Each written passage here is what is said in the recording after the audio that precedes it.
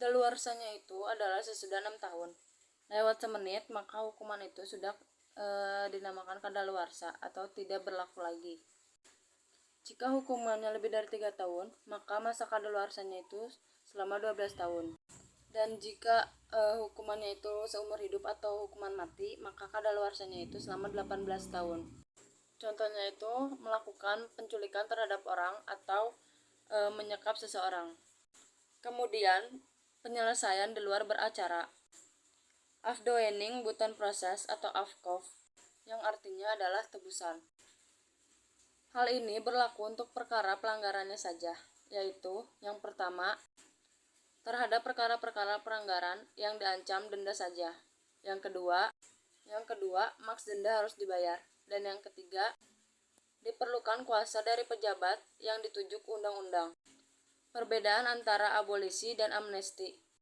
Kalau yang abolisi itu adalah meniadakan wewenang dari jaksa untuk menuntut hukuman. Itu biasanya sebelum diproses. Sedangkan yang amnesti adalah wewenang yang lebih luas, yaitu meniadakan wewenang untuk menuntut atau menjalankan eksekusi baik sebelum atau sesudah eksekusi. Keduanya ini di bawah kuasa presiden yang diatur dalam undang-undang.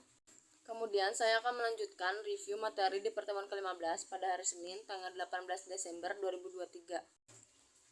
Alasan gugurnya hak untuk melaksanakan hukuman. Di dalam KUHP itu ada matinya terpidana dan juga daluarsa.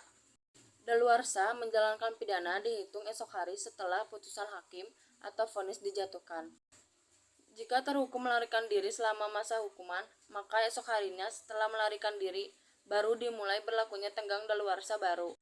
Tenggang daluarsa tertunda selama menjalankan pidana dan selama terhukum dirampas kemerdekaannya apabila berhubungan dengan tenggang penghukuman lain.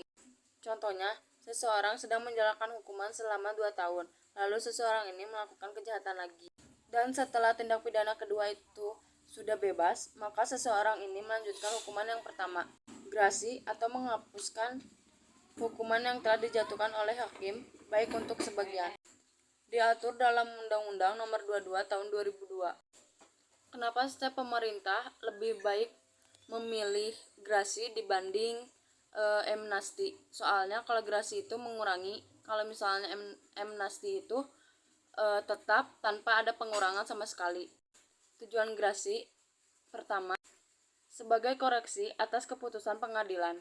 Yang kedua, dapat dilakukan oleh terhukum atau hakim karena jabatannya apabila dalam menjatuhkan putusan terhadap kesalahan atau kekhilafan. Akibat hukum dari adanya grasi. Yang pertama, presiden menolak permohonan grasi, berarti terhukum harus menjalankan hukuman seluruhnya. Yang kedua, presiden mengabulkan permohonan grasi, berarti terhukum tidak harus menjalankan hukum seluruhnya.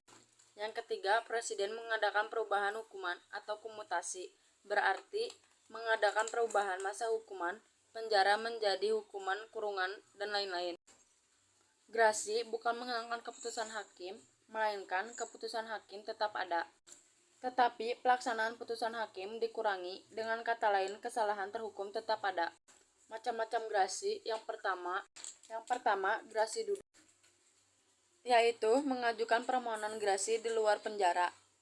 Maksudnya itu tidak melaksanakan hukuman. Yang kedua, grasi jalan, yaitu mengajukan grasi sambil tetap melaksanakan hukuman di penjara. Yang ketiga, grasi jabatan.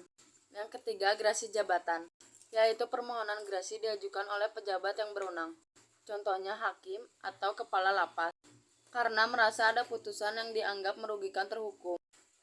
Persamaan antara grasi, amnesti, dan semuanya. Abolisi diberikan atas kuasa. Yang pertama, hak untuk memberikannya berada di tangan presiden sebagai kepala negara. Yang kedua, semuanya tidak diatur dalam KUHP, melainkan diatur di luar KUHP, yaitu untuk grasi dalam Undang-Undang Nomor 22 Tahun 2002. Sekian review materi dari saya, mohon maaf apabila ada kesalahan. Terima kasih.